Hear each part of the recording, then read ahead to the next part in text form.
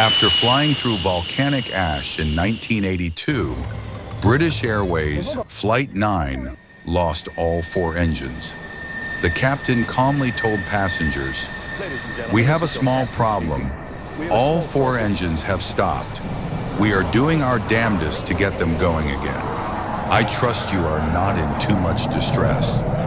How British Airways 747 survived, despite losing all engines after flying through volcanic ash on quite vibrant channel.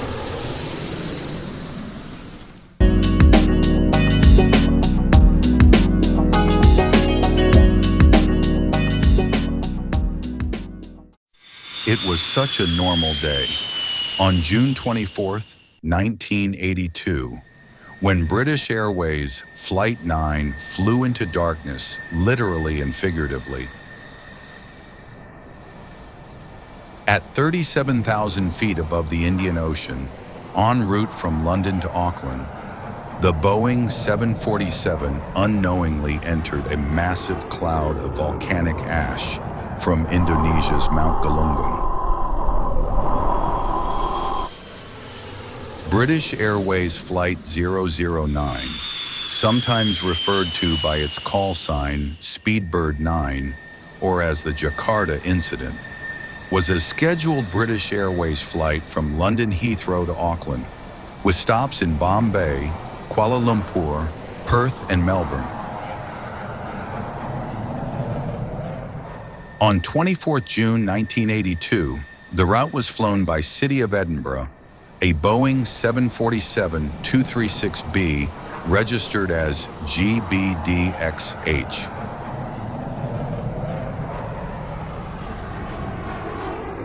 The aircraft flew into a cloud of volcanic ash thrown up by the eruption of Mount Galunggung, around 110 miles, 180 kilometers, southeast of Jakarta, Indonesia, resulting in the failure of all 4 engines. Partly because the event occurred at night, obscuring the cloud, the reason for the failure was not immediately apparent to the crew or air traffic control. Around 1342 UTC, 2042 Jakarta time, the number 4 Rolls-Royce RB211 engine began surging and soon flamed out. The flight crew immediately performed the engine shutdown drill, quickly cutting off fuel supply and arming the fire extinguishers. Less than a minute later, at 1343 UTC, 2043 Jakarta time, Engine 2 surged and flamed out. Within seconds and almost simultaneously, engines 1 and 3 flamed out, prompting the flight engineer to exclaim, "I don't believe it, all 4 engines have failed." In the cockpit, panic could have taken over. But despite the lack of time, Captain Moody took a breath and reached for the intercom to address all passengers. Moody made an announcement to the passengers that has been described as a masterpiece of understatement. Ladies and gentlemen, this is your captain speaking. We have a small problem. All 4 engines have stopped. We're doing our damnedest to get it under control. I trust you are not in too much distress. That line would go down in aviation history, not just for its dry British understatement, but for the sheer steadiness behind it. The aircraft began to descend rapidly, essentially gliding through ash-filled skies, the crew desperately trying restart procedures.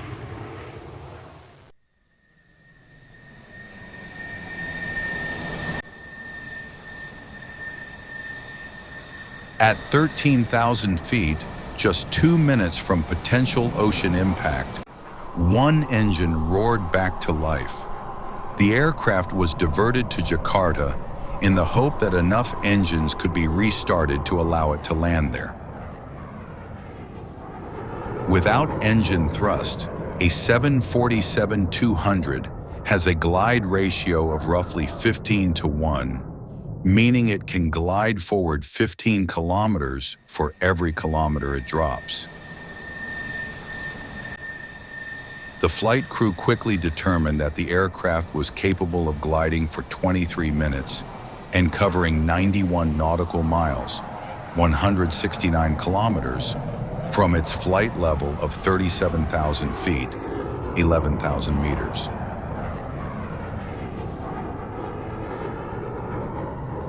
At 13:44 UTC, 2044 Jakarta time, Greaves broadcast a mayday to the local air traffic control authority, stating that all 4 engines had failed.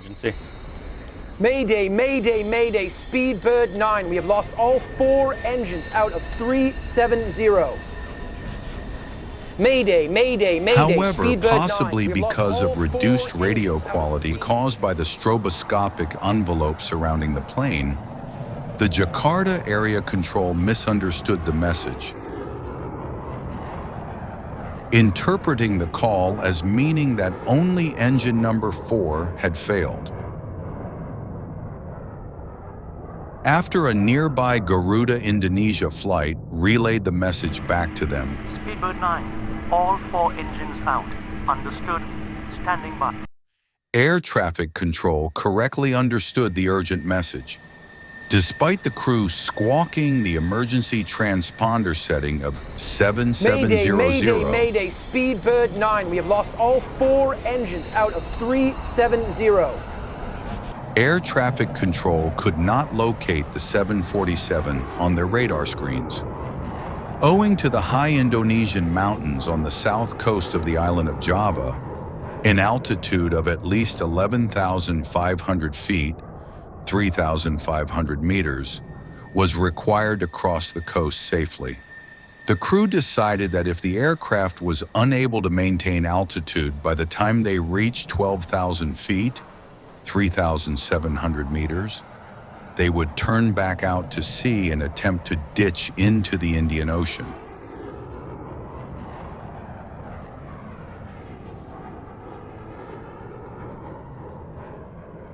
The crew began engine restart drills despite being well outside the recommended maximum engine in-flight start envelope altitude of 28,000 feet, 8,500 meters. The restart attempts failed. Despite windscreen abrasion, no engine thrust for over 10 minutes, and barely any visibility, but the crew managed to land safely in Jakarta, and by the grace of the Almighty God, very one of the 248 passengers survived.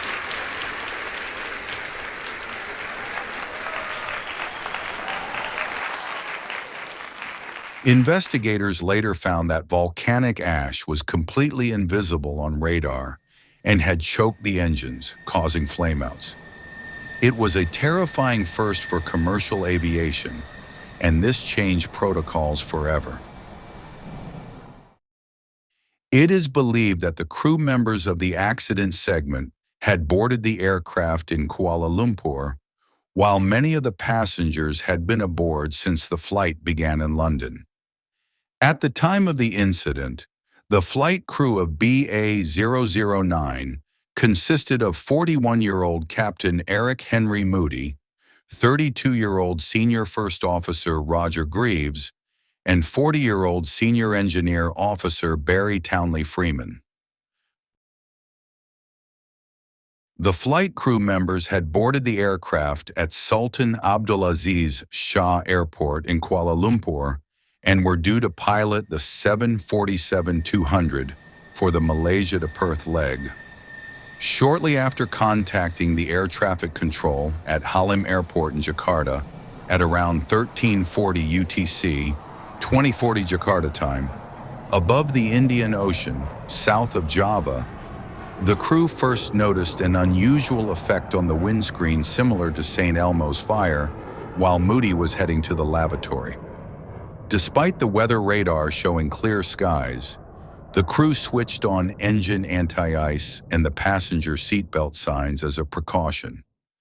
As the flight progressed, smoke began to accumulate in the passenger cabin of the aircraft, It was first assumed to be cigarette smoke. However, it soon began to grow thicker and had an odor of sulfur. Passengers who had a view of the aircraft's engines through the window noted that they were unusually bright blue, with light shining forward through the fan blades and producing a stroboscopic effect. But what passengers remembered most wasn't the ash, it was the voice. Captain Moody's composure under pressure became a model of leadership taught in flight schools and disaster response programs for years to come. He didn't hide the danger. He didn't sugarcoat the facts. But he remained steady and gave others the courage to be steady too. It wasn't just a flight that got saved. It was faith in calm under chaos. Because the engines are needed to pressurize the cabin, pressure within the cabin fell. This caused oxygen masks to be released from the ceiling, an automatic emergency measure to make up for the lack of air. On the flight deck, however, Greaves's mask was broken. The delivery tube had detached from the rest of the mask. Moody swiftly decided to descend at a rate of 1,800 meters, 5,900 feet, per minute to an altitude where there was enough pressure in the outside atmosphere to breathe almost normally. Many passengers, fearing for their lives, wrote notes to relatives.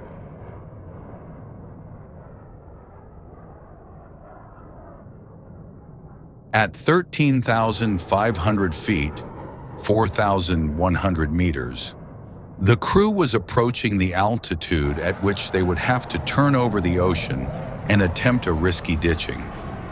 Although the crew had guidelines for the water landing procedure, no one had ever tried it in a Boeing 747. As they performed the engine restart procedure, engine number 4 finally started, and at 13:56 UTC, 20:56 Jakarta time, Moody used its power to reduce the rate of descent. Shortly thereafter, engine 3 restarted, allowing him to climb slowly. Shortly after that, engines 1 and 2 successfully restarted as well. As the aircraft approached its target altitude, the St. Elmo's fire effect on the windscreen returned. Moody throttled back, but engine number 2 surged again and was shut down. The crew immediately descended and held 12,000 feet, 3,700 meters. As Flight 009 approached Jakarta's Halim Perdana Kusuma International Airport, the crew found seeing anything through the windscreen difficult and made the approach almost entirely on instruments. Despite reports of good visibility, the crew decided to fly the instrument landing system, but the vertical guidance system was inoperative, so they were forced to fly with only the lateral guidance as the first officer monitored the airport's distance measuring equipment, DME. He then called out how high they should be at each DME step along the final approach to the runway, creating a virtual glide slope for them to follow. Moody described it as a bit like negotiating one's way up a badger's arse. Although the runway lights could be made out through a small strip of the windscreen, the landing lights on the aircraft seemed to be inoperable. After landing, the flight crew found taxiing impossible due to the glare from apron floodlights, which made the already sandblasted windscreen opaque. Upon disembarking, the flight engineer knelt at the bottom of the steps and kissed the ground. When Moody asked why, the engineer replied that the Pope does it, to which Moody responded, "He flies Alitalia."